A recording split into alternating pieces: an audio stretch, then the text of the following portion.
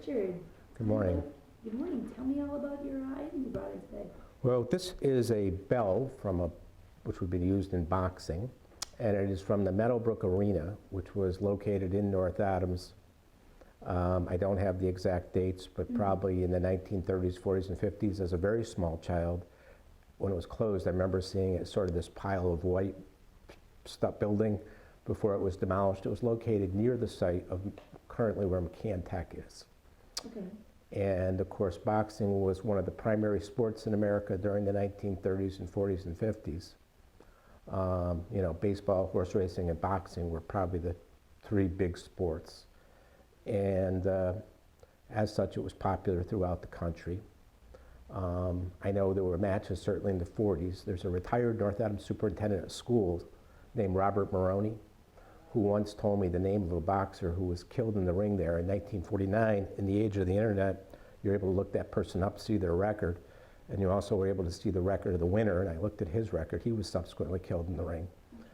But Meadowbrook is best known because in 1955, again, when boxing was a huge sport, Archie Moore, the only fighter to have ever fought Muhammad Ali and Rocky Marciano, trained for his heavyweight championship fight in the fall of 1955, which was held at Yankee Stadium with Brockton's own Rocky Marciano.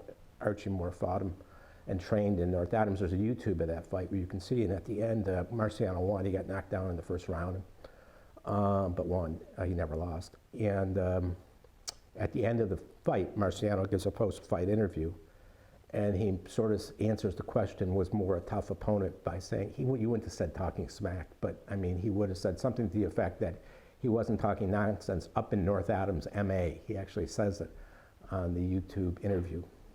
So this bell was there? It was one of the bells. I don't know if it was the primary bell. Okay.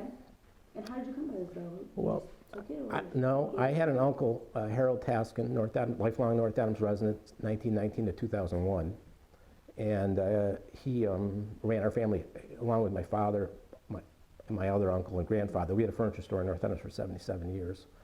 And my uncle Harold was a lieutenant in World War II, and one of those guys, unlike a lot of the guys of that generation, you could look at and say, that guy was in the war. But he was also, he had great skills. He was a glass man. He was sort of a natural. And he'd occasionally go around to places when they were being torn down and pick stuff up and hoarded things. So I would say from about 1960 to 2005, this was in the cellar of his residence. My aunt lived till a few years ago, his widow, but she gave me the bell, which my Uncle Harold had picked up. Oh, wow. Very cool. So you curious whether it still works, Rosie? I am actually. Would you like to lean over and where's the thing? There it is, about 1/8 of an inch to see if you can get any sound out of it. Solid.